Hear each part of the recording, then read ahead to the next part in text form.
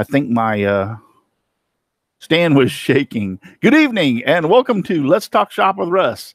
We were also involved in talking in the pre-show before we got on here that we actually went over a little bit, but that's okay. It was only a couple of minutes. I used to be bad, really bad about getting the show done on time. So I think I'm kind of getting back into that habit. I got to stop it. Anyway, so tonight we have Peter Brown on, and he's going to be talking about some of the stuff in his shop, some of the casting stuff, and giving us some tips. At least I hope he does. And so I find that fascinating. He does a lot of cool woodworking, and I've been watching his channel for, I don't know, a couple of years now, 2 or 3 years. So really great stuff. One of my favorites on his channel, which we'll talk about tonight, was when he did the amber cane from Jurassic World or Jurassic Park. That was like fascinating when he did that. He did the mosquito thing inside of it. That was really awesome. So, but anyway, so before I get started, let me talk about my wonderful sponsors, and they are Devobel Technologies for web design, development, and hosting. Go to devobel.com. FastCap, innovative products for the professional woodworker. Go to fastcap.com. Rockler, 60 years in woodworking. Create with confidence. Go to rockler.com. Bearwood Supply Company, your best choice for hard-to-find woodworking supplies. Go to bearwood.com. Klingspor, the sanding specialist. Woodworkingshop.com. And Seiko, the scroll saw specialist.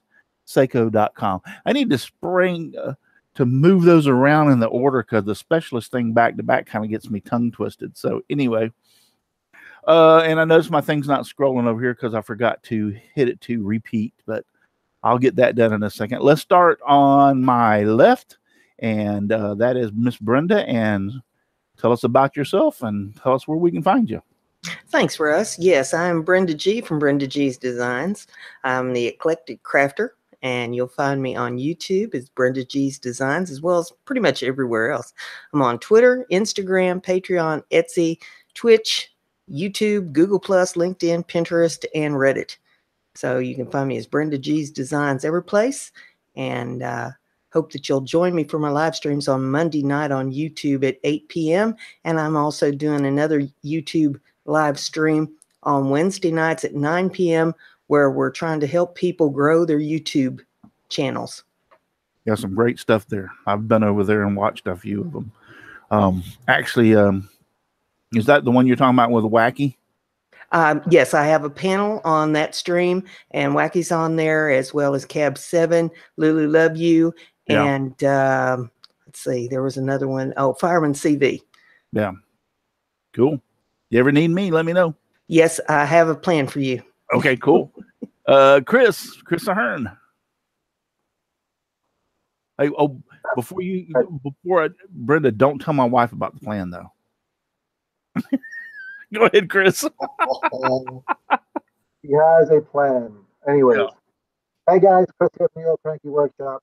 Not as popular as Brenda. You'll find me on YouTube and Facebook. I can't control those, never mind all the other options.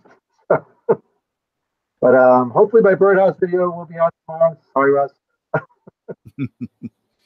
And that's all I got going on right now. I've been busy out here. I've been out in the shop since 7 this morning, getting a couple commission pieces done. So they have to come first.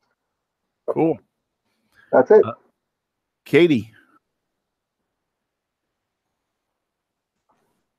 Hi, I'm Katie Dotson. I'm on Facebook, and that's kind of pretty much it. I have a YouTube channel where nothing ever happens, but I just come in here to see if I can make Russ scream. Enjoy having you. And then Ken from Moon Pie Creations. And guess what? You're muted. So we didn't hear anything you said. Damn it. I am here now. How about that? I like it muted. Russ. Good.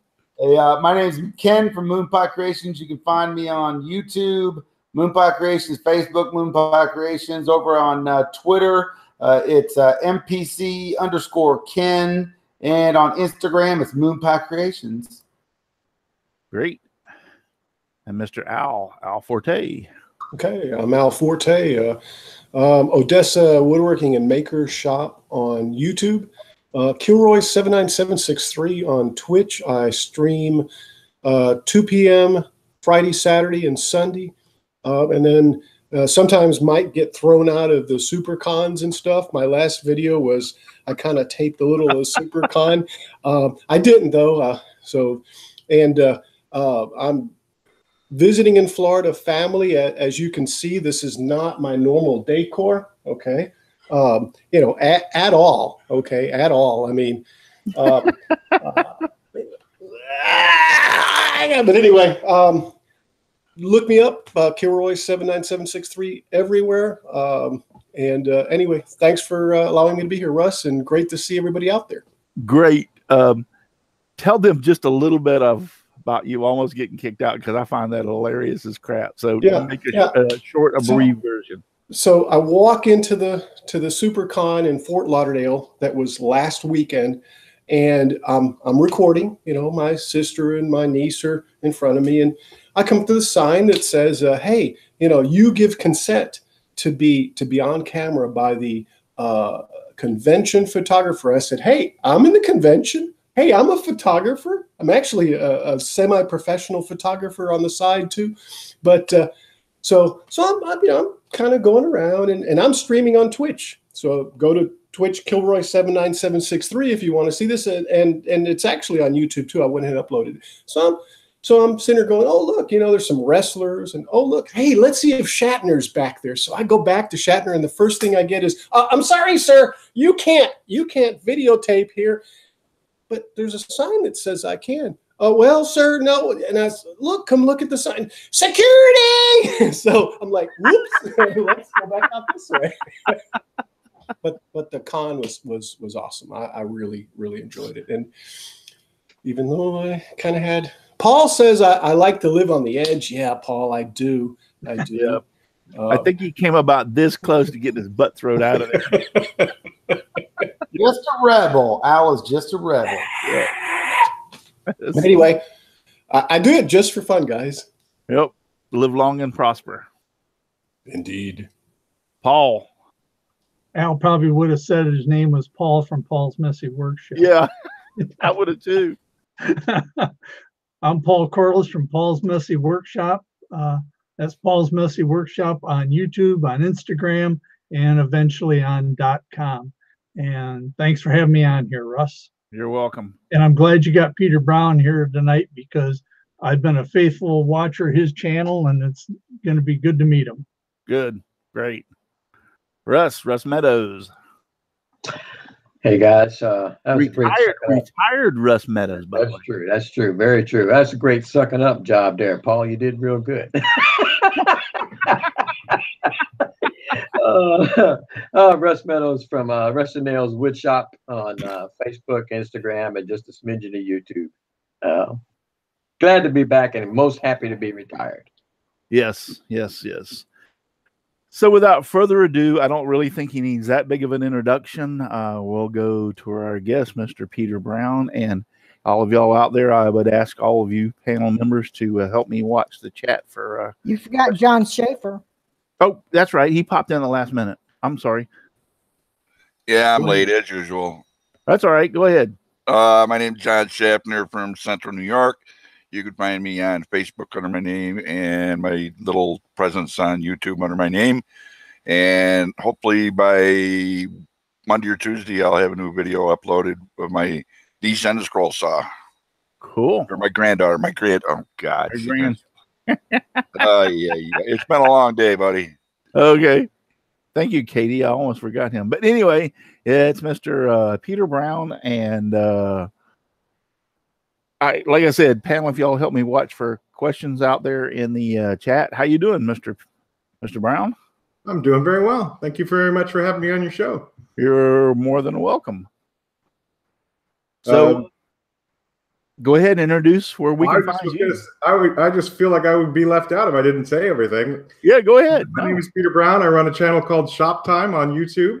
And I'm on all the social media, with my favorite being Instagram, because I had to pick the name Peter Brown was taken. So that's my my personal favorite presence on the internet. Your name was taken on when you went on There's Instagram? a lot of Peter Browns on the internet. So yeah. Okay. So what did you choose on the Instagram? Peter Brown was taken. Oh, that's my Instagram handle. You know, I didn't even, I think I've seen you on, I watch most of your YouTube stuff. I'm really not into the Instagram. I mean, I post on Instagram, but I really don't follow it that much. So I'm going to have to make sure I'm following you on Instagram. I don't post much, but when I do, I like to at least see that little tag come up. It makes me happy. Peter Brown was taken. That's pretty cool. I like that. Good thinking. But you have a lot of good things that you think about and do. So tell us, first off, how you got into doing the YouTube thing and woodworking and that, go down that little path for a few minutes. I've told that story a lot, but the long and the short of it is I'm a burned out woodworker, and I just kind of got tired of doing it. And so the my new model, which is YouTube, is the Mike Rowe model. You ever heard Mike Rowe talk about what he wants to do for a living? He wants to do everything once. Yes. Right? Yep. So Mike Rowe. Yep. That's my model for YouTube, which is I don't want to specialize in anything anymore. I don't want to make 1,000 pens. I don't want to make 100 bowls. You know, I want to do everything just one time. And YouTube is sort of the way to do that for me. Actually, that's an awesome, you're talking about Mike Rowe from Dirty Jobs, right? Yeah, exactly. Yeah.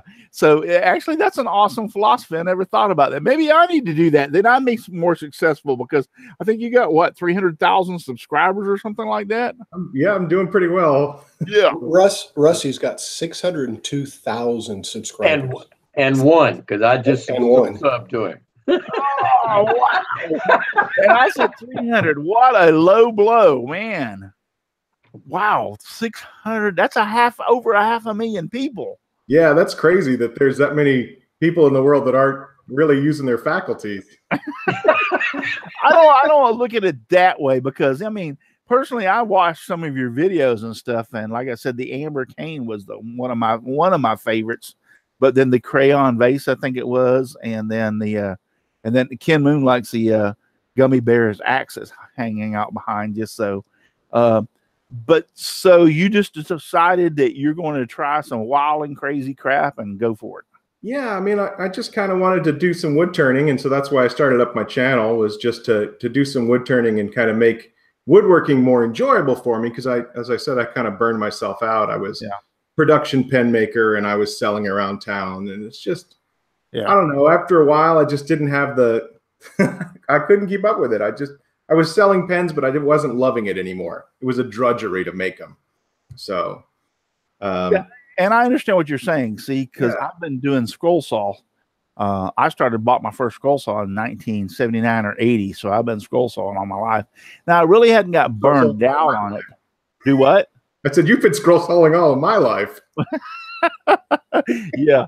I bought my first scroll saw around 79 or 80. So I'm not burned out on it, but in the same aspect, I was thinking to myself on my channel is I don't want to, if I stay on scroll sawing and nothing but scroll sawing, I feel that I'm going to get stagnant, because everybody's going to look at my channel and go, oh, yep, there's another scroll saw thing. Oh, yep, there's another scroll saw thing. So I decided, and I've owned a construction company. I've been in construction and woodworking my entire life. So that's when I decided that I was going to diversify. I'd never turned. I got a lathe. Somebody gave me a lathe, and I did on that. So I've been kind of doing that myself. So, but I kind of understand what you're talking about. You got burnt out on woodworking. Yeah. How do you like turning? I love it. It was not fun in the beginning, because I had a piece of crap lathe, and I thought, if this is what it is, I'm not even going to try it anymore. And I watched all these people doing it. And then I ran across a friend of mine, and we've become friends. His name's Daryl Jones. Do you know Daryl? Oh, absolutely. Dreadnought Woodshop. Yeah. Yes. Yep. And he told me, he goes, give me some pointers and stuff. And what kind of lathe you got? And basically it was down to, oh, I know your problem. You got a piece of crap lathe. Did he sell you a Nova? No, no, he didn't sell me a Nova. He had only begun to wine and dine Nova at the time. So I ended up, yes, I have a Nova. I got the 2024, I think it is, or whatever. Yeah. Yeah, with a Nova, and that made all the difference in the world. Yeah. Now, wait a minute. So when talking about that, how about you? When you bought your first lathe, do you still have your first lathe, or did you buy a good enough one that? So yeah, I've got an interesting story with that, which is my first lathe was actually a 1940s Craftsman lathe that was on Craigslist for free down near Steve Ramsey, which is about 30 minutes away from me. Well, and I saw it pop up on Craigslist, and I went, almost an identical story with me. Go ahead. I don't know what a lathe is, but it's a free tool on Craigslist. I'm driving 30 minutes and picking one up. So I drove down there, I picked this thing up, and I put it together, you know, and I turned this thing, this candle holder. It shot across the room, almost broke the window in my shop, and bent my Harbor Freight spindle gouge. And I was like, I'm hooked. This is dangerous. I love it. And then about a year later, I bought my Rikon, which is what I turn on now. And it's, you know, it's taken every bit of abuse that I've given it, but it's not a really great lathe. It's a little underpowered. It's a little small. But I think if I bought a nice lathe at this point, I would be afraid to do so many of the crazy things that I do, you know, because I've got resin on it. I've got finish all over it. You know, I've melted crayons on it. So, you know, if I spent $3,000 on a lathe, I'd be a little apprehensive to do those things. Well, I understand. A beater. Yeah, I understand your point, and you're right. My almost identical story.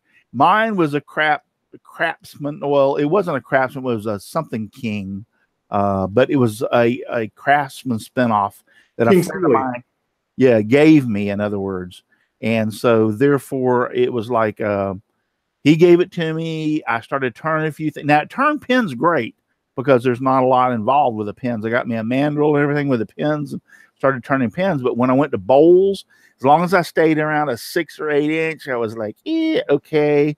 But if I went in any other direction, it just like, it was terrible. And so, and then when Daryl was talking to me and I got the new Nova lathe, now I can turn, if I put it around and turn it onto the outrigger and bring the outrigger around, I can turn up to I think a 30-inch bowl on that lathe. Yeah. So it is an awesome lathe, but similar stories. The tools really do make a difference. We always say that, you know, that you can do it on a lesser tool, and that's true. But a good tool really does make a difference. Yeah, it does. And the same thing with scroll saws. You can go on down the line. You know, you're right. A good, really good quality tool. But now you don't have to break the bank at the same aspect. You don't have to buy a Fest tool in some cases. You can go with a DeWalt line or a Hitachi or something that's really not super overboard, but yet a good tool. Yep, I agree. Any questions out there from anybody else? I've been running my mouth. Anybody got any questions on the panel? How'd your lathe hold up when you turned rock salt on it? That was a stupid idea.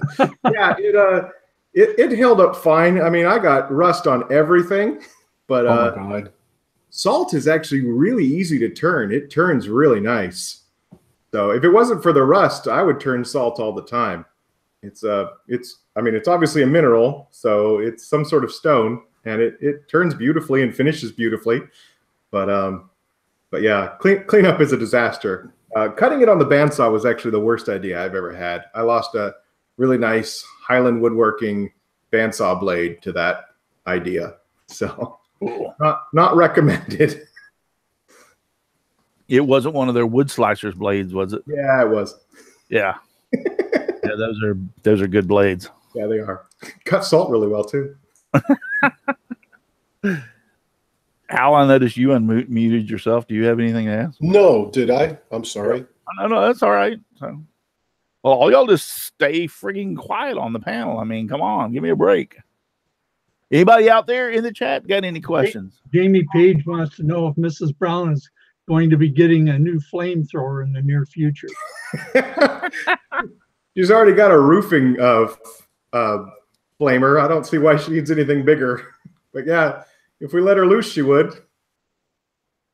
Okay, there's got to be a story behind that, and I don't know what that is. I've done a handful of episodes where we burn things that we don't like, and my wife always volunteers to burn them because she's a bona fide pyromaniac. It's absolutely the truth. And so I got her a tiger torch, you know, one of those big old roofing torches. Yep, got one. We used that for an episode, and I've never seen my wife as happy with anything I've ever purchased her in the 20 years of our marriage. Piss her off, okay? Don't piss her off. Yeah. No, man. You ever seen that movie Walking Dead? Mm-hmm. Yeah. See, I'm a northerner, but she's got southern roots, so I think you guys know more about that than I do. Hey, there is a couple of questions out there. One of them from Jimbo asking, do you ever make any of your own pen blanks? And, well, anyway, go ahead with that one. Yeah, I mean, I did a handful of pens on the show. I've done I did a Micarta one, which was really fun. So Micarta is basically just layers upon layers and layers of paper epoxied together. And so I made a blank that was craft paper, and I think it was 96 layers of craft paper. Wow. Epoxied together and then turned on the lathe. And it's this really beautiful sort of rainbow pen. And Micarta is interesting because it's super hard, but you still retain some of the qualities of either the paper or the fabric or whatever material it was that it was originally under there. So it kind of has a little give to it, like paper would. Another one of my favorite Micarta projects is blue jeans. Because when you turn blue jeans, again, it's rock hard. And if you tap it on the table, it sounds really hard, but it's still soft to the touch and it still absorbs moisture. And they use it for knife scales, which makes a lot of sense because it still gives grip, but it's waterproof. So it's really weird material. Wow, pretty cool. Yeah, very fun.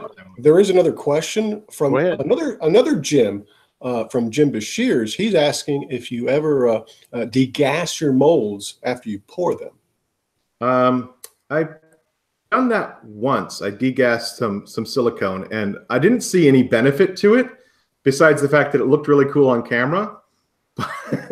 But you know, maybe if I was a mold maker, you know, I would know better than what I do, because most of the time I make a mold, it's a block that's going to be turned on the lathe. So if it's not perfect, you know, it's not like it has to pick up all the details of like casting an object, making an original of an object. I can definitely see a mold maker wanting to get all the details out. So the point of degassing is to pull the bubbles out of your silicone before you pour it. So that way you get a perfect mold before you pour your casting in. So if you're replicating an object, I think that makes more sense rather than making a mold of a blank that you're just going to turn on the lathe or take to the scroll saw. Right. And I agree with you, because you're going to turn so much off that if the outside is not perfect, who gives a crap, because you're never going to see it. But man, it looks cool on camera. It makes really good video. It looks like you've got a jelly monster in a bottle when you're degassing and all the bubbles are coming out of the silicone. Cool. When you made your top for your table, where you put it on a piece of plastic, when you were all done, is that top really strong enough to support much after you took the plastic off it? Oh yeah, I mean, it's 1/8 of an inch thick, so you know it's a strong piece of plastic. It needed that center rudder on there. Did it look kind of flimsy on the camera? Well, it didn't look flimsy, but it looked fragile. Yeah, no, it's not. It's definitely we've been using it. It's out in our outside shop. My wife does parties, and so it'll be our party table. We bring it out for different things.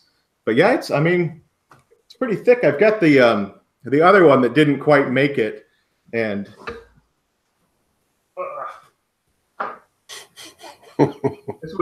this was the first one that was a failure.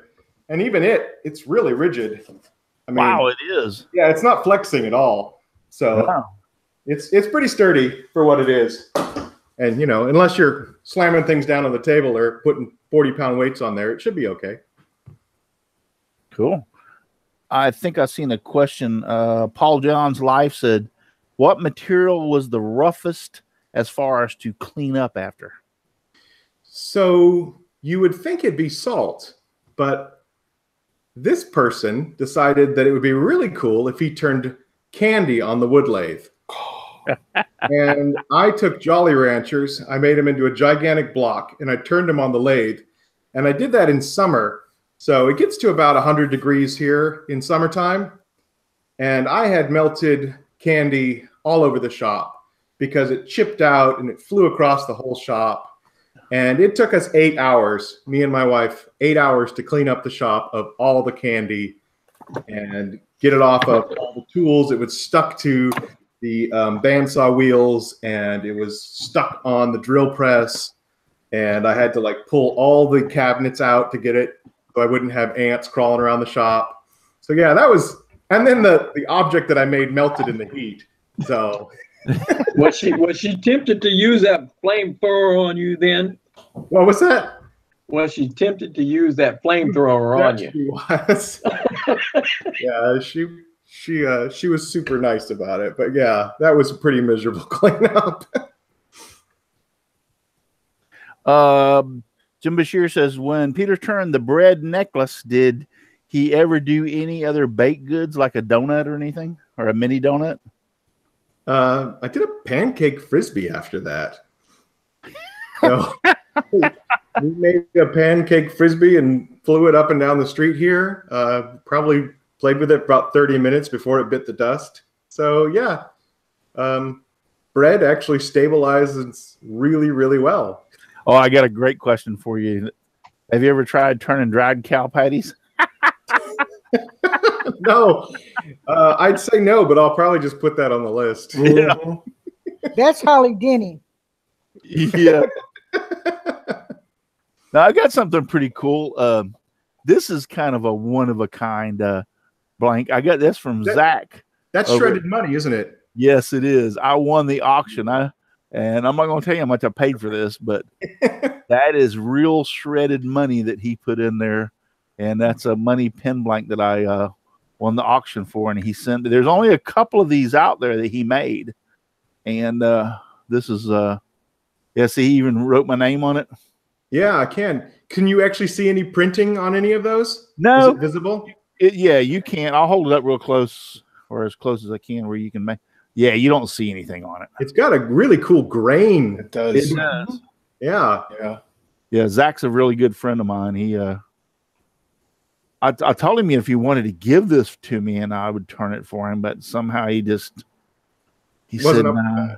That didn't cost you $160, did it, Russ? I'm still looking for that Amazon gift certificate. No, it didn't cost me no $160. I assure you that. But when I seen him make it, and I was like, I was bound and determined to have that particular one. It's probably more than your average pen blank, but it didn't break the bank in the same aspect. So. Zach is a really gifted caster, and as you said, he does it for a living. So you know he's got all the cool tools. He's got a pressure pot. He did one that I loved, which was a loofah. You ever seen those? You know, shower loofahs. Yep. He did a shower loofah in colored resin, and it came out so cool. It just wouldn't have expected to see that pattern sort of going through there. All right, so we get some questions about the axe. So that's behind you. So you want to talk about that for a few seconds? You want me to see if I can get some video on that? Sure. I can try. I think I thought he was going to say we're not going to talk about the axe. No, that's fine. We can talk about the axe. I think Ken Moon said earlier he wanted to see if you could carve one of the gummy bears out of there and eat it. Yeah. No, it's so fragile. There's no way I can take it off the wall at this point. So that's about as close as I can get, I'm afraid. It looks so yummy. That is an actual axe. So go ahead and tell everybody about why you decided and what you did and everything. So I feel like I'm at a confessional. I don't have a good reason for putting gummy bears in an axe. I just thought it sounded like fun. So I guess later. You have to make a confession. The best confession I have is, why did I spend 2 hours sharpening that axe head? That is the sharpest axe I own. and it is on a fragile gummy bear handle that if you held it with one hand would break off and cut through any of your toes. So yeah, I don't know why. I just thought it would look really cool. I wanted to see what it looked like in the sunlight, and I had gummy bears. So I made a gummy bear axe handle. And it was fun. And I got bears shot where I dressed up like a lumberjack. Yeah, it was a blast to do the video. Now the gummy bears didn't absorb any of the resin, did they? No, they didn't. They didn't. And I put so many in that there's very little resin touching resin. And so if you were to take out on the gummy bears, you'd have just this really hollow sort of frame. And that's the problem, is that there's no rigidity there at all. Wasn't it kind of spongy then? Yeah, it's very spongy. All right, I guys. do not recommend using it. Let's go back and pay a little attention to the chat. We got Ken McCrory out there. Donald Vlogsfly. Donald Matthews is out there. Inspired Woodworks. Jim Bashir's. Donna's Wood Art. Paul John's Life. Jimbo is out there. Dan Inge from Dan Inge Woodworking. Tom Spillane. Going down through trying to Inspired Woodworks. Aussie Man is out there. Jeff Robinson is now out there. And then guys, if you're out there and in the chat, don't forget to give me a thumbs up on you like the video. Right now we have like 45 people watching and only 15 thumbs up. So, hey, get busy and start giving thumbs ups. I'd appreciate it. Let's go back just through the beginning. TJ's Woodworking Shop's out there. Chris Nealon is out there. Inspired Woodworks wants to know, what's the one material that you're the most nervous about turning? Wood? I don't think there is any material I'm nervous about turning, which is probably the problem. Yeah, I probably should have some reservations. Yeah, I can't do anything. Donald said you need to epoxy a moon pie. Try to turn it. A real moon pie, or should I do Ken? Yeah. Flintbone wants to know, what was the first thing you turned when you first started turning?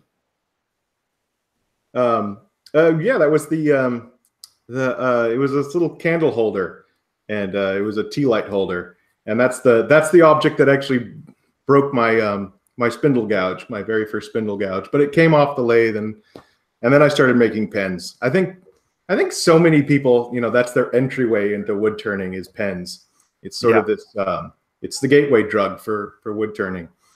Exactly. I've had a pen turning kit for 2 years and I ain't touched it yet. So. Yeah, you abstain. You'll be better off. Yeah. Two things I wanted to turn was was bowls and pens. When I first got my lathe, I wanted to turn pens and bowls. So pens, I started out, and pens are not that hard to turn.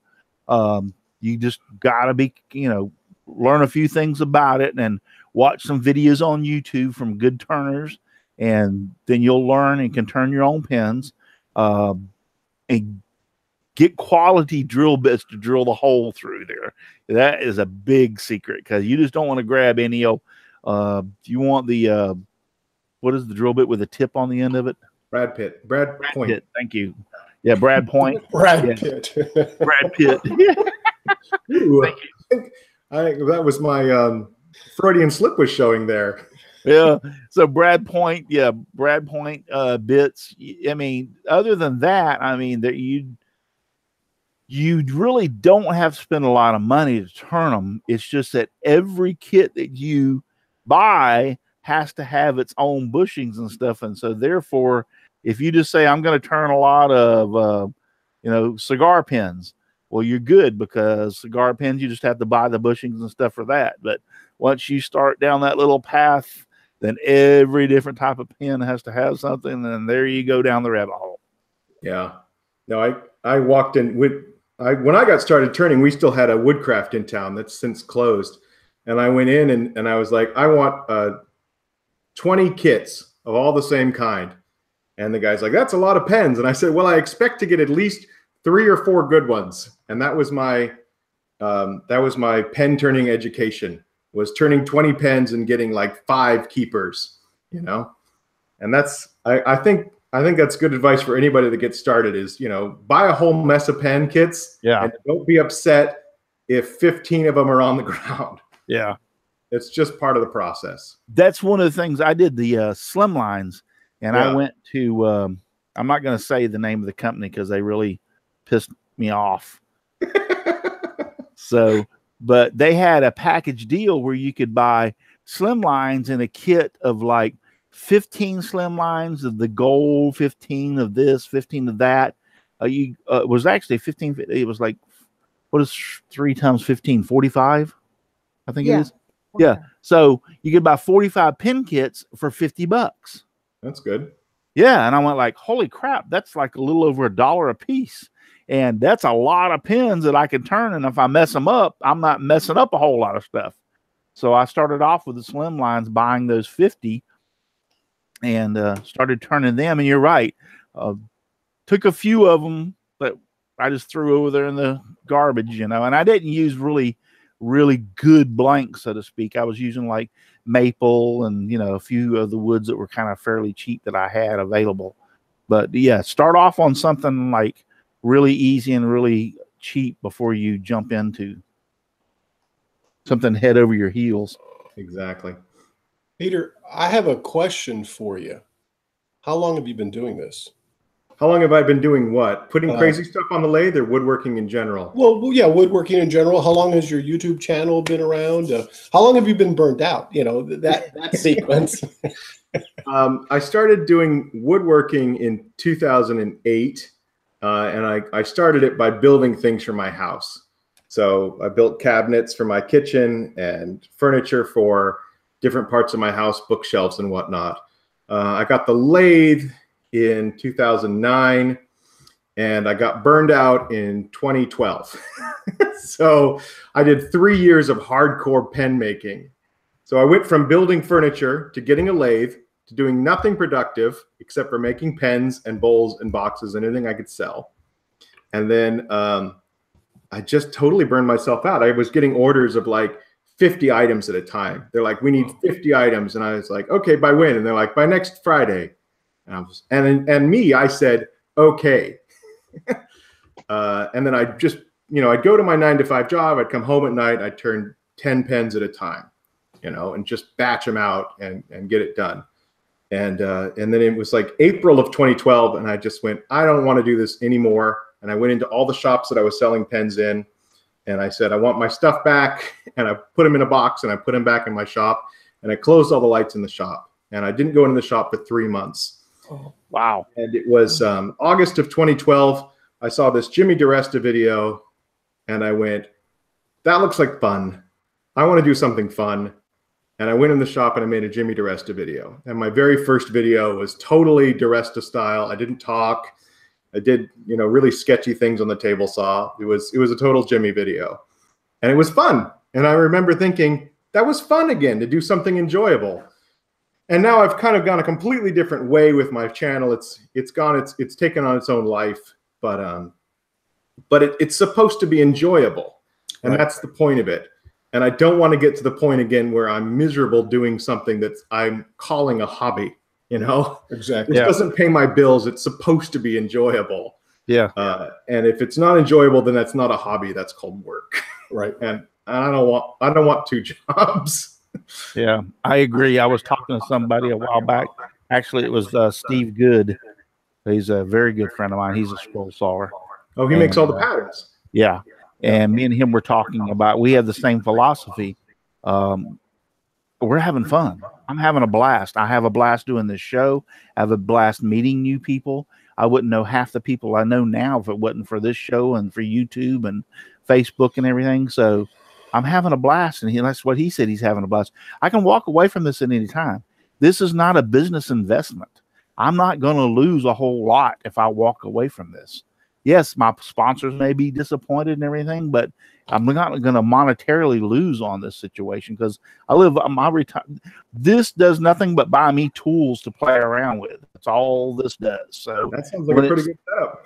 Yeah. So when it stops being fun, that's when I'll say, I've had enough of it. Until that time, I'm having an absolute blast doing this kind of stuff. So working in my shop, and I think that's a good philosophy. I think a lot of people that get started on YouTube, have this laser focus of how do I make money doing this? How do I quit my job doing this? I don't know if that's something that I think is a really good idea. There's a handful of people that can do it, that can make a living at it. But, all I can think of is think of a show that you loved 5 years ago, like your absolute favorite show on television. Is it still around? Does anybody even watch it? Yeah. Are you going to bank your life on being popular 5 years from now, 10 years from now, 15 years from now? I agree with you. That's a scary thing to bank your mortgage on. Well, I agree with you. And that being said, guess who's going to be on my show next week? Oh, Steve, don't tell him I said that.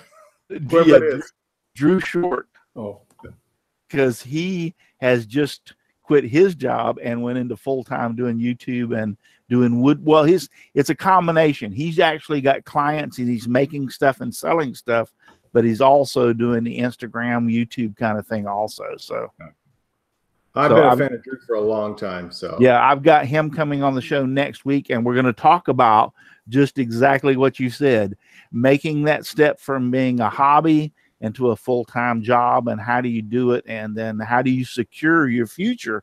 Because I worked for the fire department for 25 years. I have a retirement. I have benefits. I have my medical insurance is paid for and everything. But when you go to work for yourself, that's totally different. Yeah.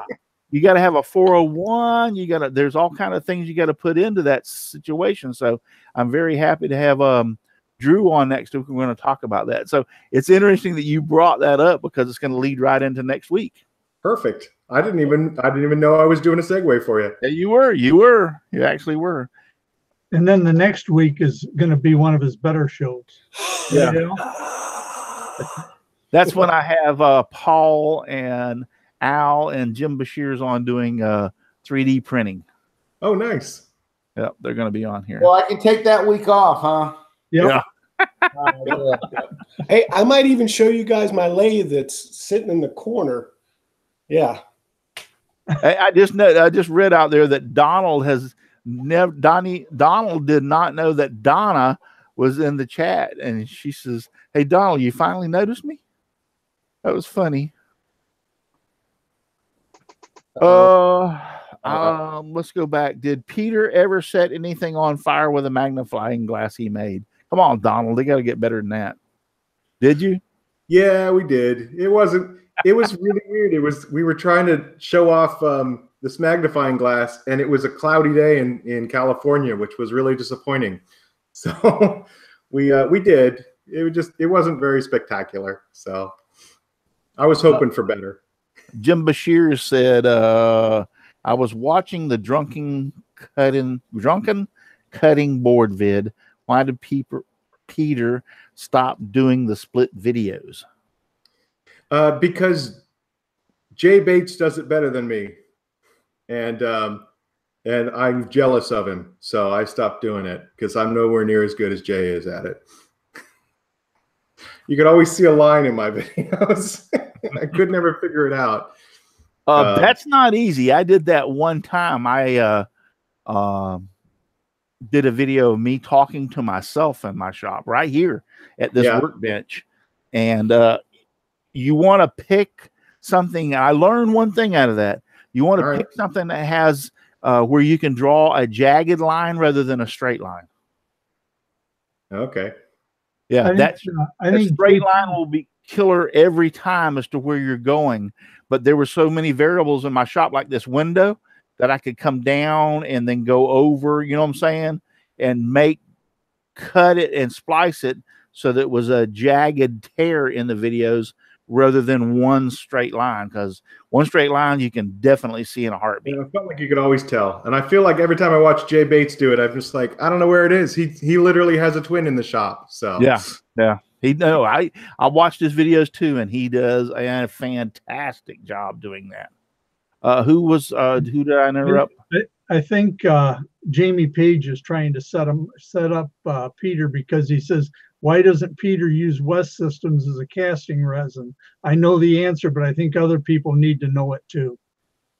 Okay, so yeah, I was on Makers International. Is that right? The podcast with Jamie.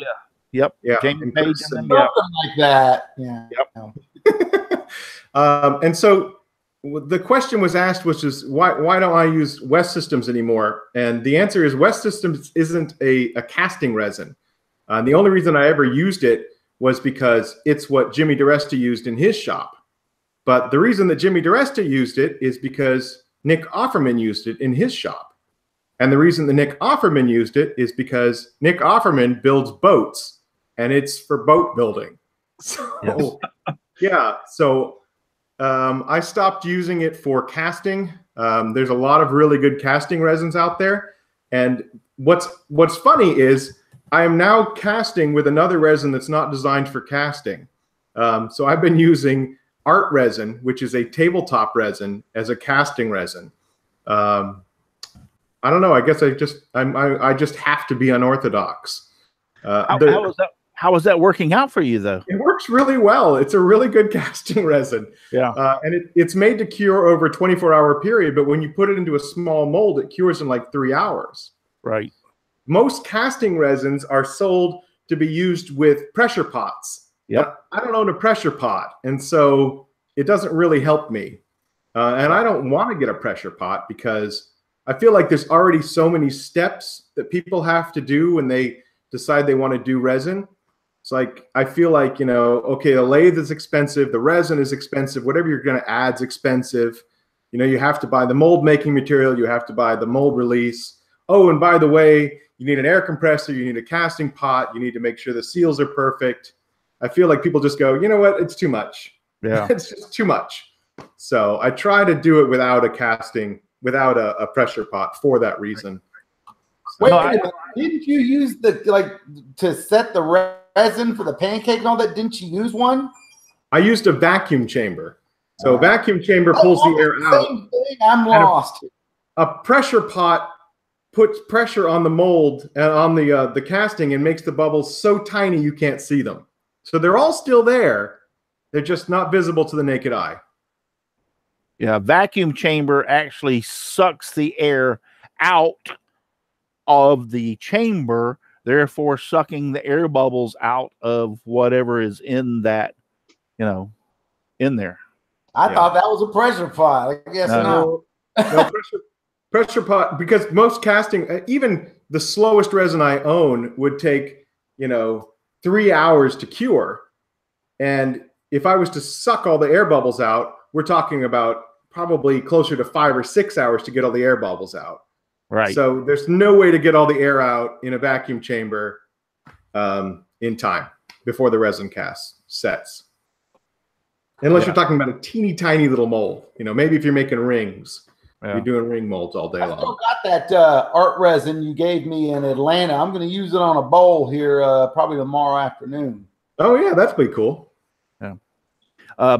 Yeah, like Zach, I know Zach uses Aluminite. That's his major thing. But in the same aspect, a while ago when you said, you said he had a pressure pot. No, Zach has multiple pressure pots now. Yeah, he does. Yeah, Aluminite has a 20-minute pot life. So you have 20 minutes before when you mix it to when it starts to harden. Yep. So I don't need that kind of a heart attack. Yeah.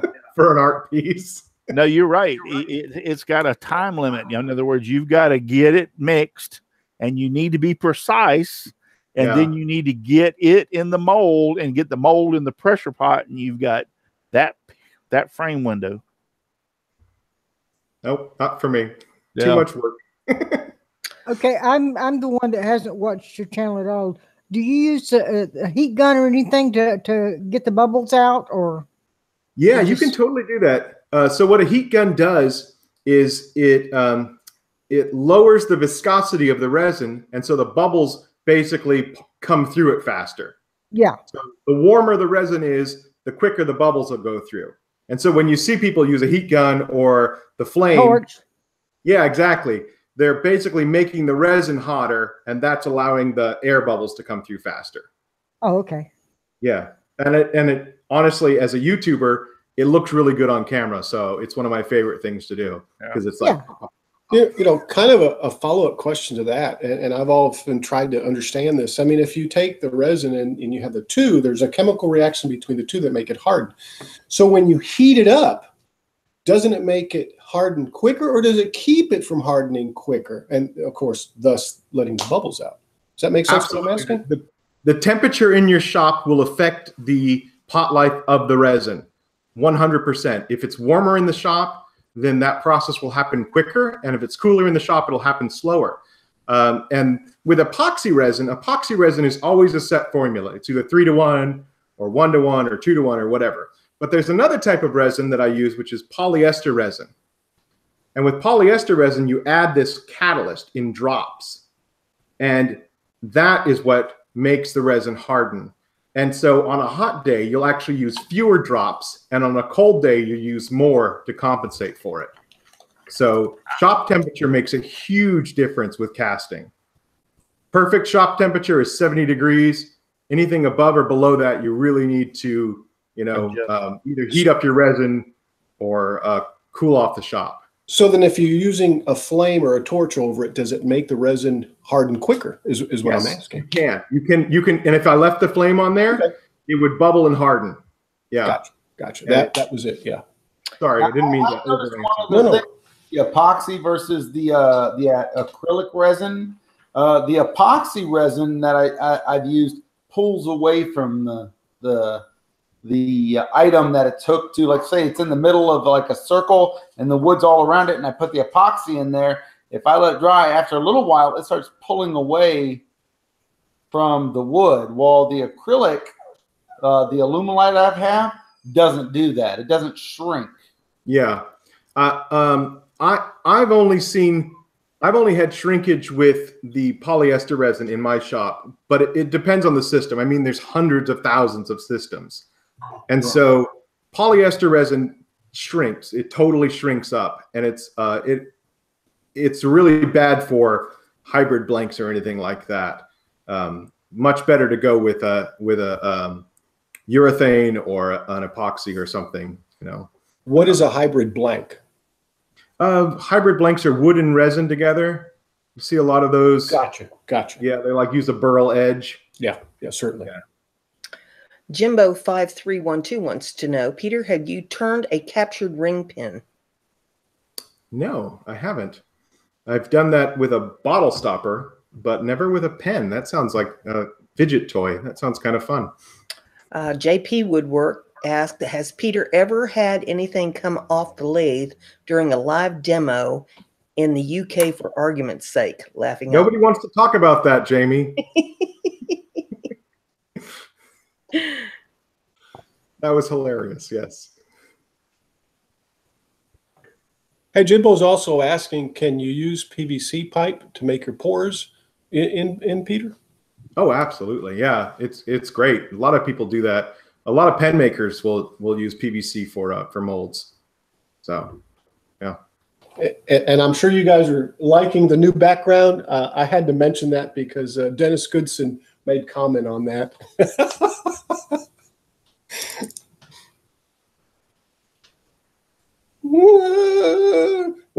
Wrong side. Yeah, I got a question. And this is from my wife. She's watching the show on the outside.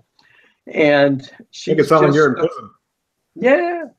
just started using the epoxy on the cups that she does. And she's been making some really glorified cups. They're outstanding. And she has a 2-part epoxy that she mixes up and pours on them. And they were talking about the heat gun and all that. She uses the heat gun on there for the air bubbles and stuff. And she wanted to know what brand of epoxy that you use? I mean, I use a ton. I have a lot of different resins in the shop, but I've really been favoring art resin recently. I like it because it's got no VOCs and it smells okay. Like it doesn't smell toxic. And they've actually recently been cleared as a food safe resin, which means that you can use it for countertops and stuff. You can't make a plate out of it or a bowl and eat out of it. But if you spilled your fries on the table and then picked them up and ate them, then you wouldn't die if you used art resin. She said, "Okay, thanks." Yeah. Art resin, is that the brand name or? That's a brand name of epoxy resin. And it's a little on the pricey side, but there's a good reason for that. Everything's on the pricey side. Yeah, that's the truth of it. And by the way, JP Woodwork announced out there that Makers Central dates announced, by the way, new ones anyway, May 11th, 12th, and in, oh my God, Birmingham, UK. Sorry, JP, I can't pronounce that. Birmingham? Yes, there. What do you expect from a Texan? In the UK. Right. So, but anyway, thanks, JP, for that information. Jimbo wants to know, what is the best resin for pens, Peter? I don't know. Probably aluminolite. If I was making pens, I would check out Zach Higgins. He's got a great channel where he makes pen blanks. It's called NZ Woodworks. Yeah. Zach, I'm sorry I had to step away for a second. And okay, Russ. I typed in the inner chat for y'all to keep it going. I just got a text from my wife and her cousin. They're rushing him to the hospital. He's a young man. He's only in his 40s. They think he's having a heart attack. So it texted me and I was like, wow. So, but anyway, back to, aluminolite is what 90% of what Zach uses. He's an aluminolite kind of guy.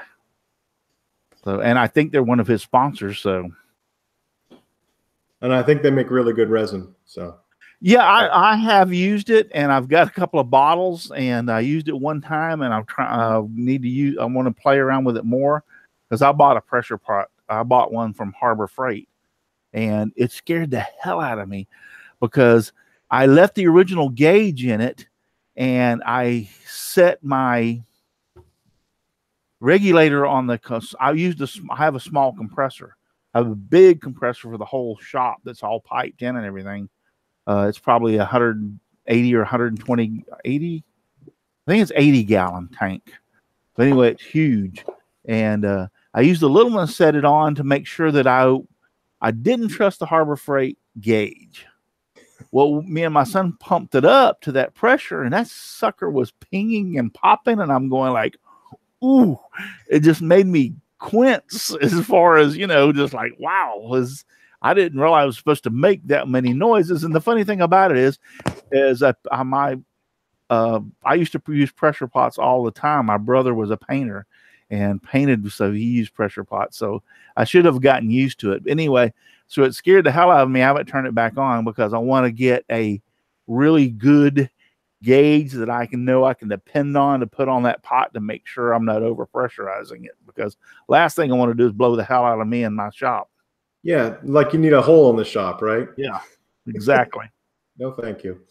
Yeah, when that thing started going like ping, you could hear it ping, ping, ping, ping, and I'm going like, ooh, that don't sound good. Oh my goodness. Yeah, but I know the compressor out there has the gauge on that compressor is good because I've used it for so many things.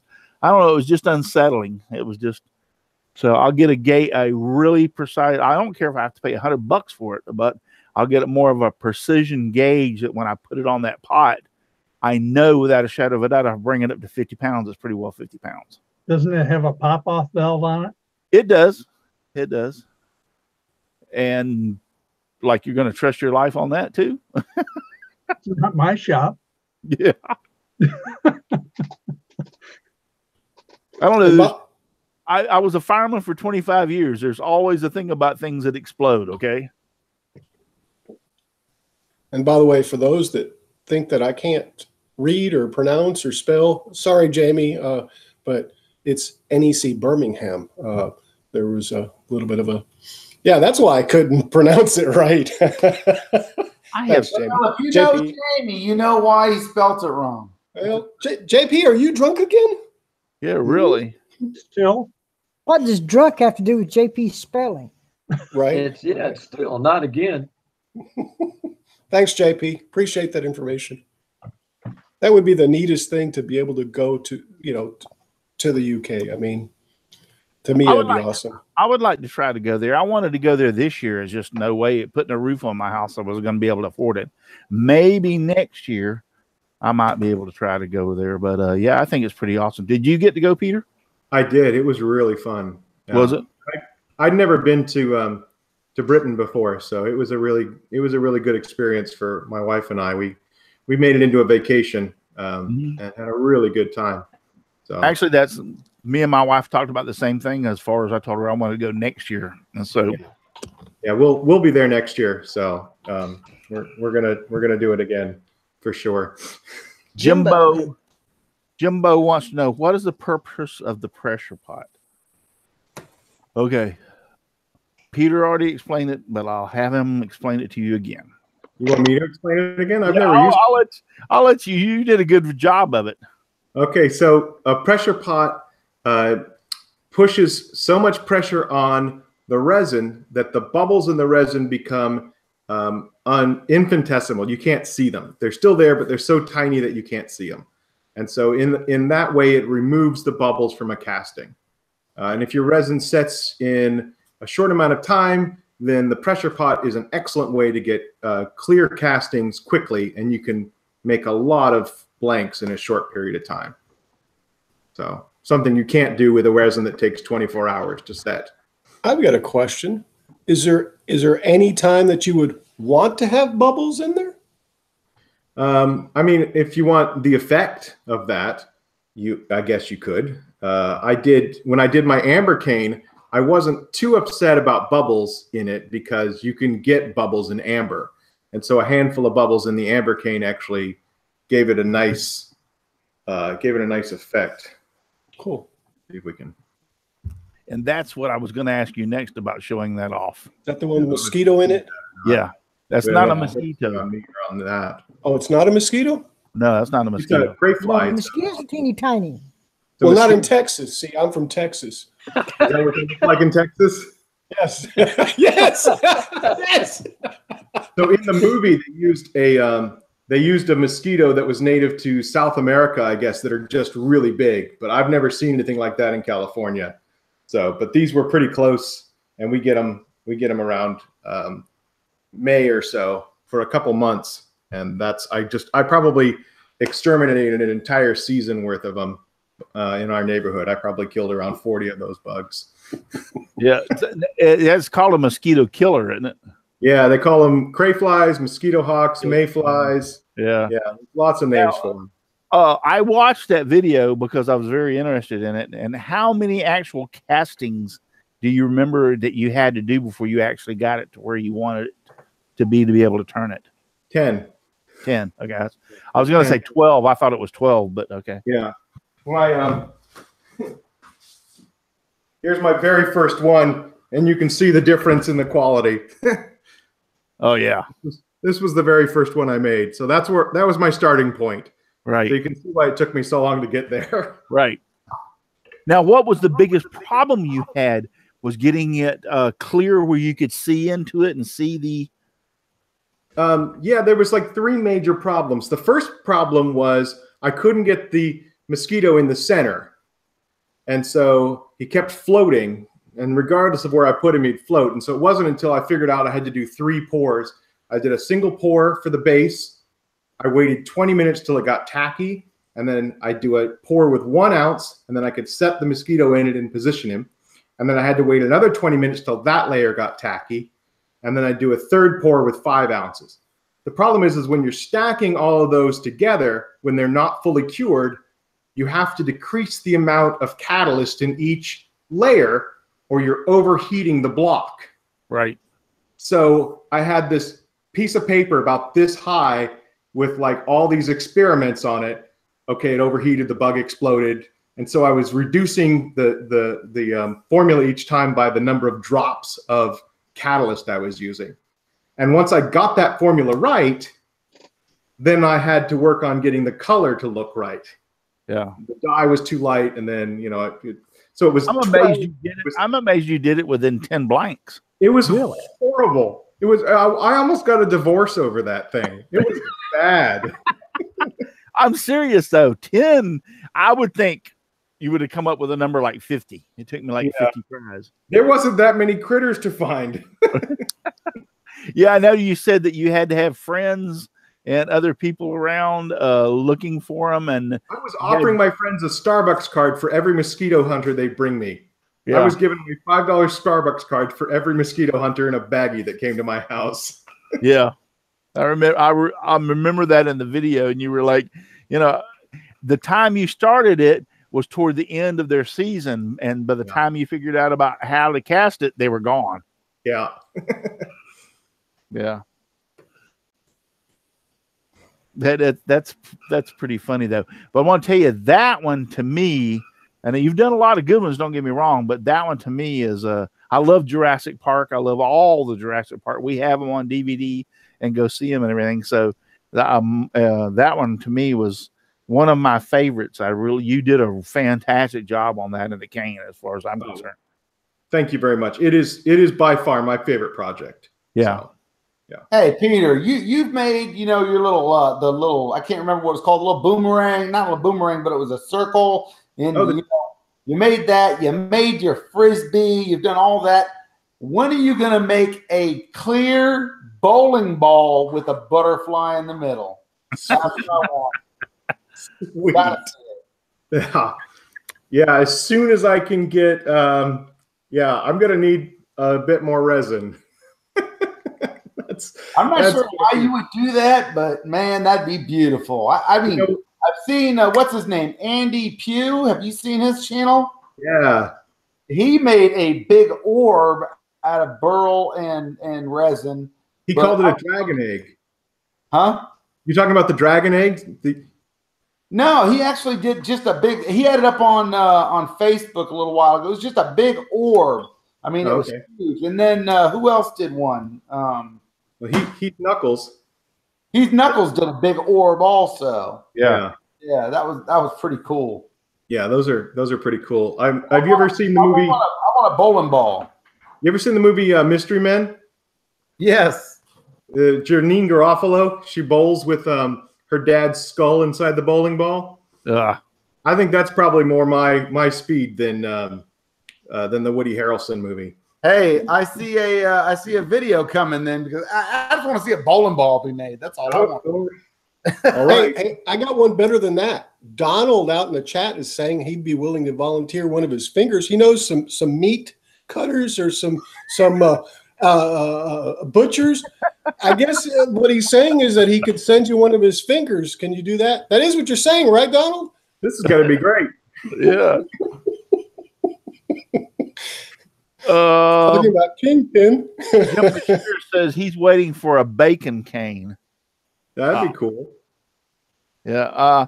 Jim Bashir's also, how large are the cans Peter buys, and how long does the resin last? In other words, what size of resin quantities do you buy in, like gallons or whatever? And then how long does it last?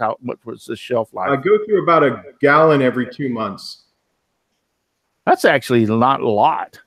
Yeah. So it's about a half a gallon a month for my resin consumption. Yeah, because Zach goes through a gallon a friggin' day or two. I mean, he buys it, and if you'll look over there at it, he's got them in 5-gallon containers. The big old squares, yeah. Yeah, it's like 5-gallon containers. See, so I only have to make a video once every 2 weeks, so yeah, that's actually not a lot of resin. Yeah, seems like a lot.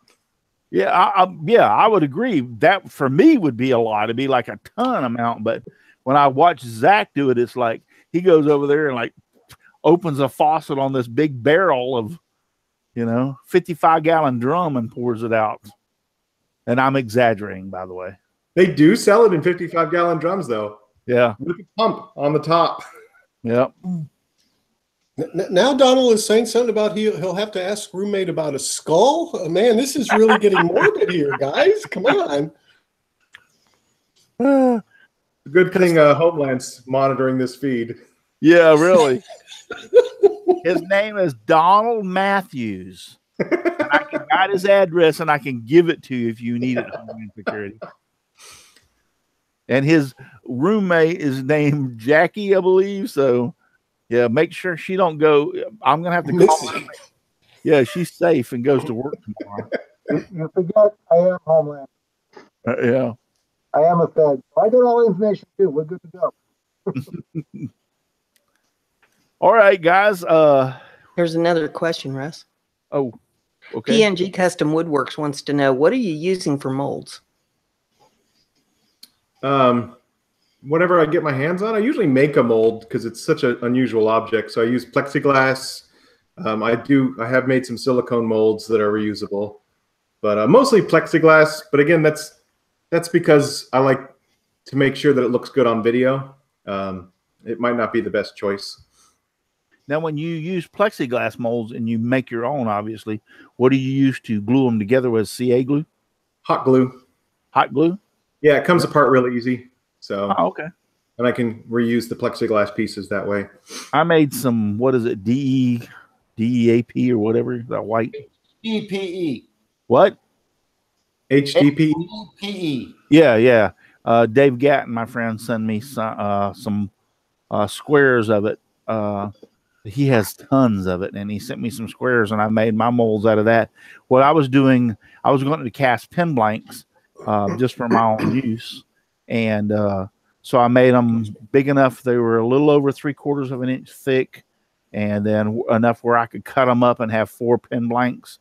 So, inch and a half, 3 inches. So they were like 3 inches wide by 5 inches long or whatever. That's what I was making mine for. And yeah. it was easy with you could drill the holes through, and you could tap the holes with screws, and they held together real good.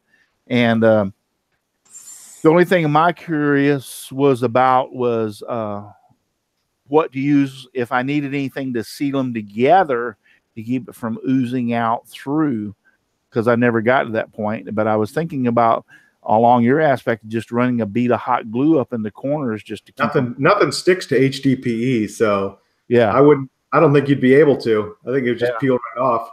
Okay. Well, I think you're right. The mechanical fastener is the way to go. And that stuff's great for molds because, again, resin won't stick to it either.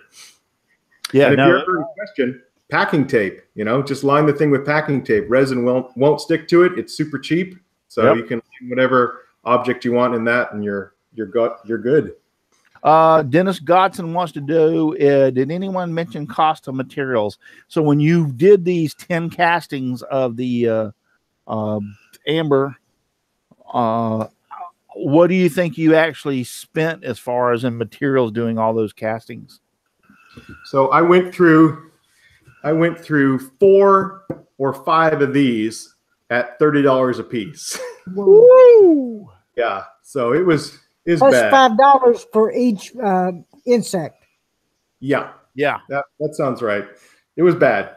That looks like something you could get at like Hobby Lobby or I get it. Something like that. I get it at Michael's. Yeah, that's where that stuff is right there. I've got some of that myself. Yeah, that's the polyester resin. That's the stuff I made the bowl for Carl Jacobson out of, was the polyester resin. Yeah, the crayon vase I wanted to ask you about too, because I was always fascinated about that.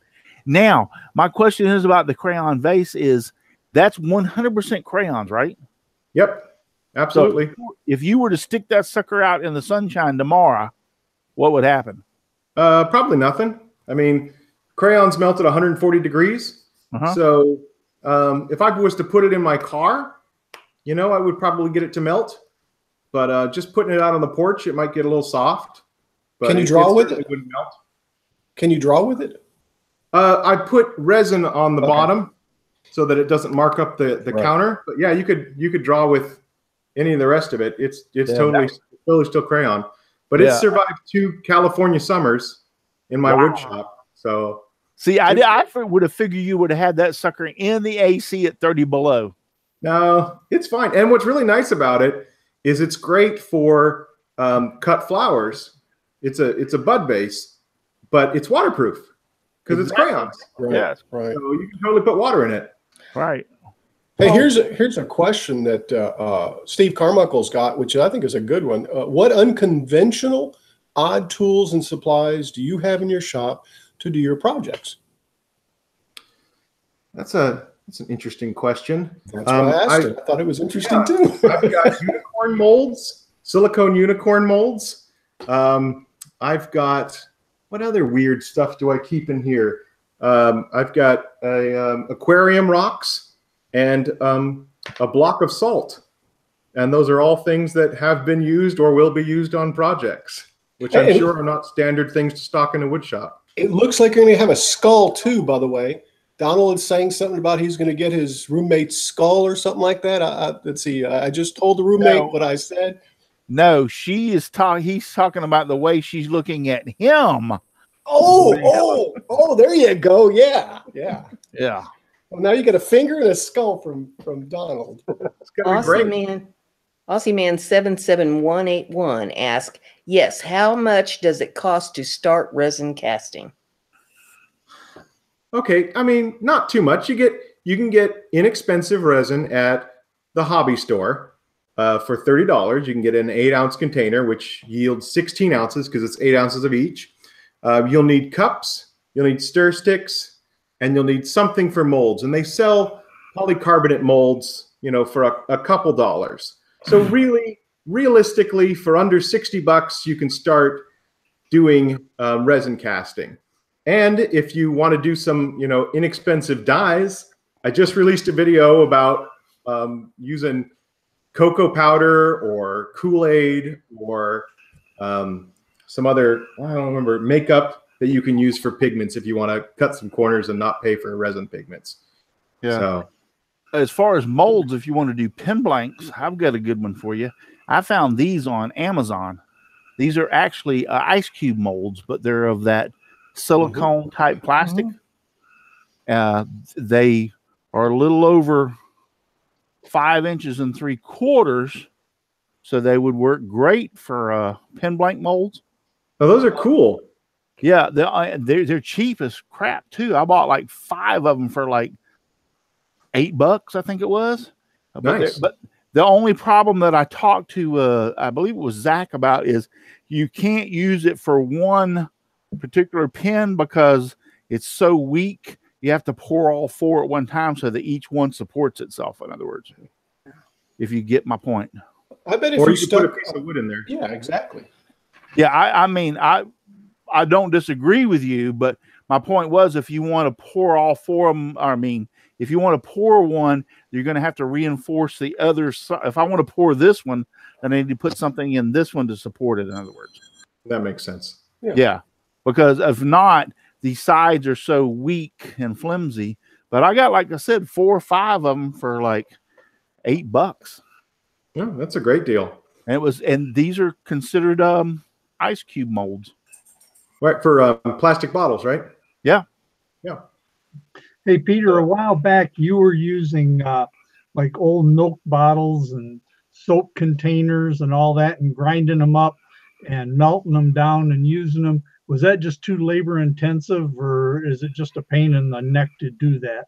No, it's pretty labor intensive, but I did 2 or 3 projects with it, and I haven't dreamed up anything new for it. So, and for me, I've just got so many distractions that it's hard to keep focused on one thing. So I kind of do a little bit over here and a little bit over there. But I'd love to do another HDPE project. They're a lot of fun to make. And that mallet that I made 2 years ago, I use it probably every time I'm out in the shop. So it holds up fantastically well. It's very practical. It's a very practical material. Now, how do you tell that it's HDPE? Yeah, how do you tell that it's that kind of plastic? There's a marking on the actual plastic that'll tell you. Is it a number 2, I think? I think it's a number 2. Yeah. In a triangle, right? Yeah, exactly. And so you don't want to use plastic that's not HDPE just because some of them have a lower smoke point. And so if you use the wrong type of plastic, you could actually get pretty poisonous smoke in your shop. But HDPE doesn't smoke until 350 degrees Fahrenheit. So as long as you keep it below that, it won't smoke and you won't have that hazard. Wow. So Donna's Woodart. Yeah. Donna's Woodart is asking, and can you get some PVC pipes and use that? No, definitely do not. PVC, melting PVC will actually create a type of cyanide. So it's not a good thing to do. And you don't want to use it on tools either for the same reason. It'll corrode your tables and steel. I could be wrong, but I think she's asking for molds. Oh, I'm not certain. Great for molds. Don't melt it. I don't know, because I think we were talking about molds back then. Yeah. Yeah, you can use PVC pipe for molds. Here's the problem you're going to run into as far as when I've ever watched Zach or anybody using any of it, is making sure that you use some kind of debonding or, you know what I'm saying, agent inside. Yeah, because it does, that does want to stick to it. So. Yeah, she was talking about molds. She says in one end, use plastic wrap and then a cork in the other end. Yeah, but once it sets, you can knock the other end out of the bottom. Yeah, you have to use something to help keep it from bonding to the PVC. Otherwise, you'll be cutting the PVC pipe off just to get to your blank. Jim Bashirs wants to know if you've ever heard of anybody using a 3D printer to print their molds. I feel like I saw that. I feel like I've seen a YouTube video on that. I don't know. It seems like that should work, right? Should be able to do that. I would think it would. That's a type of plastic that you use to make your your stuff. So I would think it would. I think what's his name, Wes Swain. I feel like he 3D printed his Womp. He made a Womp from the Mario games, and I feel like he 3D printed his mold and then cast his Womp in there. So I think there's actually a video on that. Yeah, you're right. I remember that now. I do remember that when he did that from Mario Brothers. Yeah, exactly. Yeah. What do you use as a release agent? I don't know. we should ask Wes.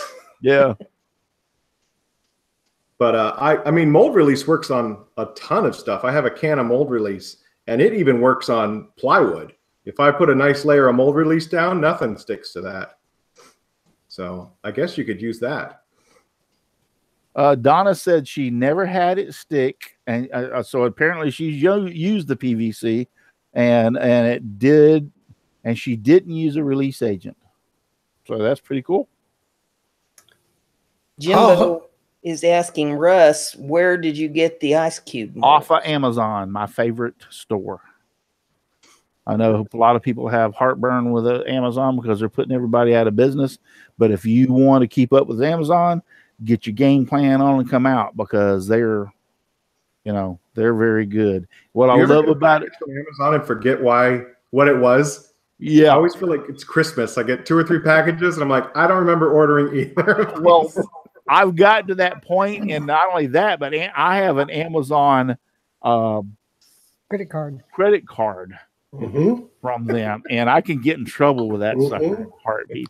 And so, yeah, but no, I found them on Amazon. I was just looking for something and typed in molds, and then it came through, and then went into the ice cube, and then I discovered these, and I'm like, I ordered them because they were so cheap, and I'm like, and like I said, they're perfect size for pen blank. That's an actual pen blank, so they're perfect size for it. They're a little bit larger, which is okay. I mean, I'm not terribly going to worry about that, but they won't stick to them.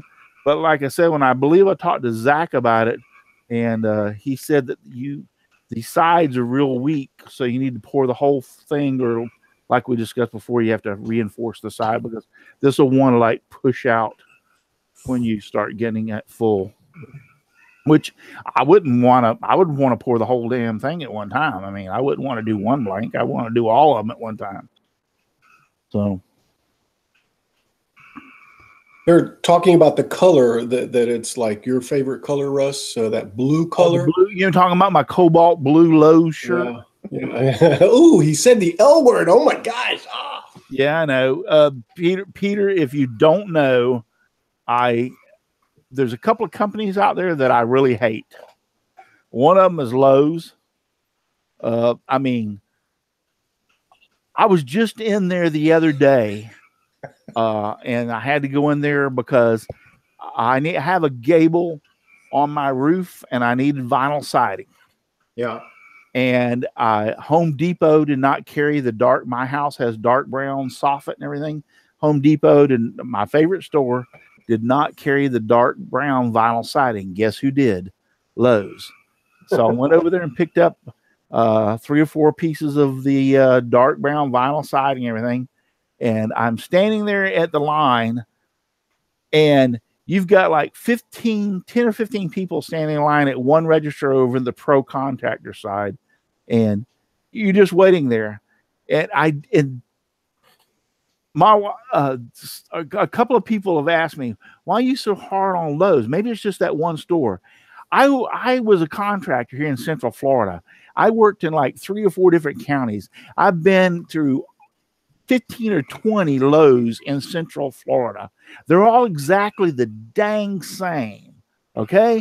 It's not just one. It's not just 2. It's not just 3. They're poor service. They'll get a line in the contract. At Home Depot, I go there, you can go in and out. They'll actually open the registers to get the guys through there.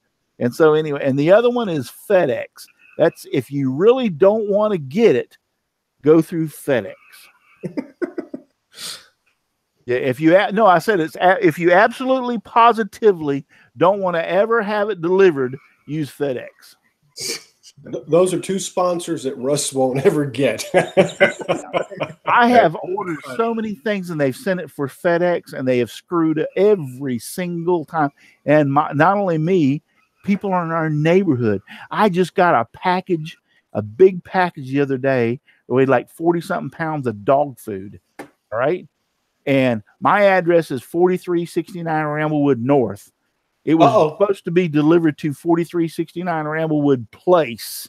And guess what? I got it. They didn't. They're always screwing up all this stupid stuff. I mean, it's just like, hire people that can read.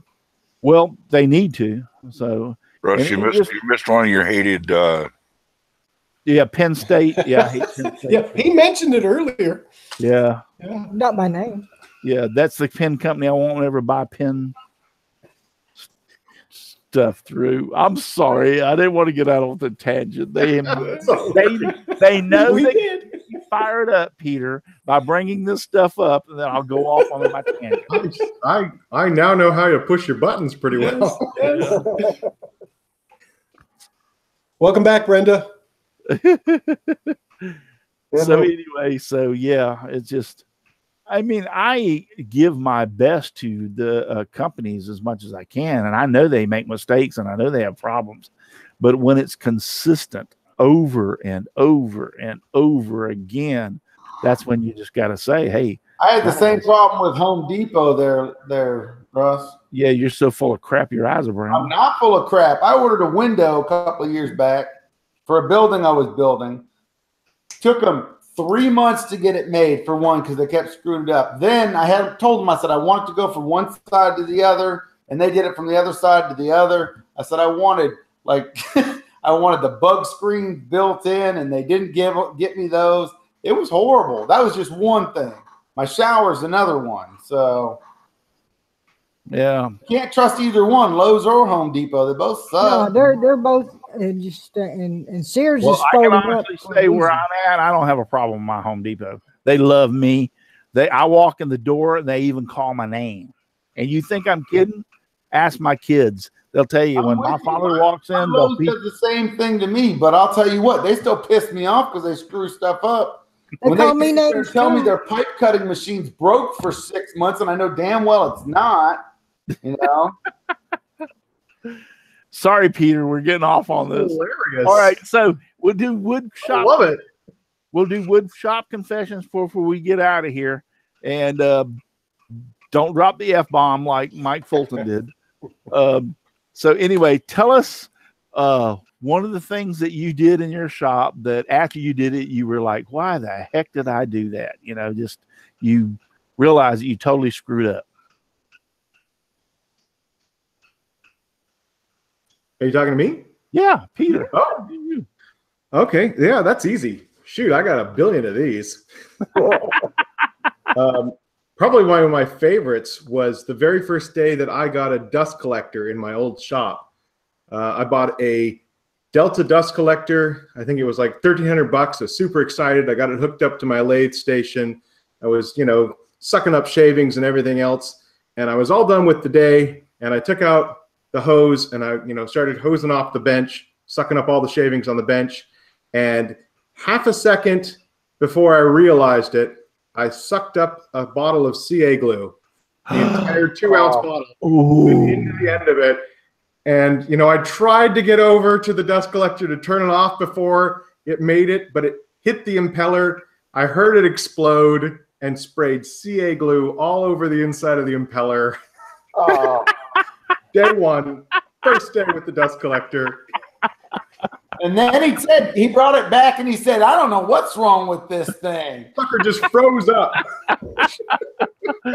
I have to admit, I think that's one of the best ones. I was going to say the same thing. Yeah, that's one of the best ones. I was saying, so I'm going to bless you that you won't have any more problems in the shop from this day forward. Thank you very much. Yeah, that's pretty good. One of my other favorite ones was Steve Good. One time was what was that one he was telling about? He cooked something in the kitchen, and he goes, I know this is not a woodshop confession, but I was cooking something in the kitchen one day, and the smoke alarm went off, and he says I went out the hallway and I blew paper over. I did everything I could, and the damn smoke alarm just kept going off and kept going off. He says, I went back, and a few minutes later, he got so annoyed. He says, I finally reached up and took the cover off and pulled it off the wall. At that point, when I figured it was the doorbell.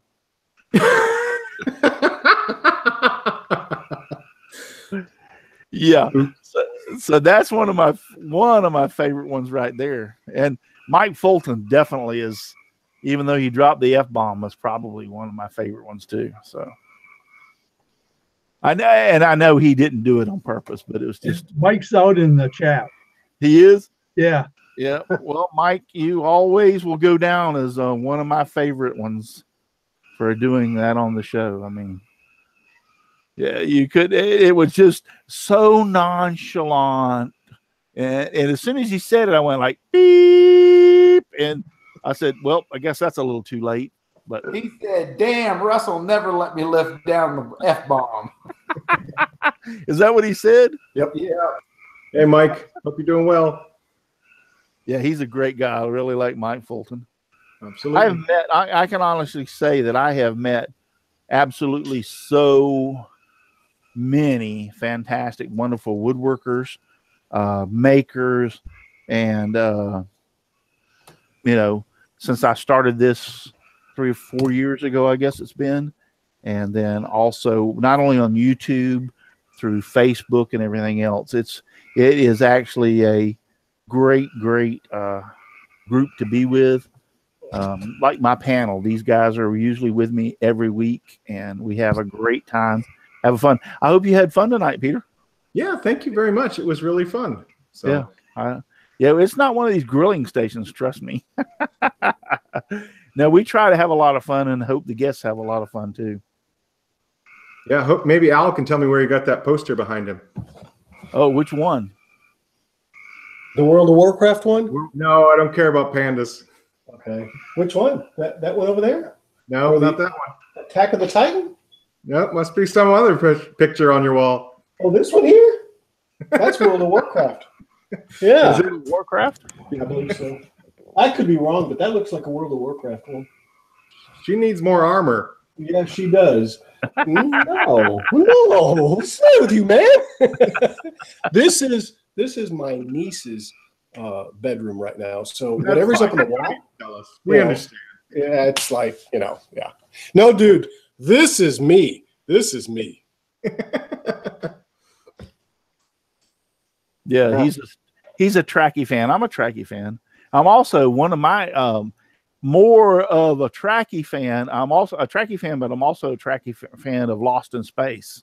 Oh yeah, the old original Lost in Space. Danger, Will Robinson. Danger. Yeah, I don't know Lost in Space, but I've seen every single episode of Star Trek. I have animated series, whole thing. Yeah, I have all the episodes of the old original Star Trek. I have all the DVDs of all of them. And I have all the old original episodes of Lost in Space, all them also. I was born in, I'm fixing to hit 60 here real quick. I was born in 1958, August 2nd, 1958. So here in a few weeks or 2 weeks, not even 2 weeks, I'll turn 60. But when I was a kid growing up, it was all black and white TV, and Lost in Space was one of the first. It came out a little bit or around the time of Star Trek. I don't want to say when the time is, because I screwed up the other day and said something when I got corrected, and I felt like a dumbass because I didn't know it. But anyway, Lost in Space was one of the first shows that I ever saw that I really, really got into, and it was so cool and everything back in the day. And so Lost in Space, Dr. Smith, yes. Will Robinson. June Lockhart, wasn't it? Yeah, June Yes. Lockhart was the mother. Yes. Of Will Robinson. Maureen Robinson. Yes. Oh, Yep. that. Yeah, Maureen Robinson. So it was pretty cool. All right, guys. If you don't have any more questions, I think we're going to call it a night. And I would just like to say thank you so very much, Mr. Brown, for being here tonight. I appreciate it so very much for you being on the show. Well, thank you very much. I really enjoyed my time. So thanks for letting me hang out with you guys. You're welcome. And then I want to say because he'll call you when he has somebody cancel. And I said, don't tell him you enjoyed yourself, because he'll be calling you when somebody cancels. Thank you, Brenda, Chris, Katie, John, Ken, Al, and Paul. Thank you all for being on there. And thank you all you guys for being out there in the chat. And I know I've kind of neglected you tonight, and I'm sorry about that, because I usually call out a lot more names.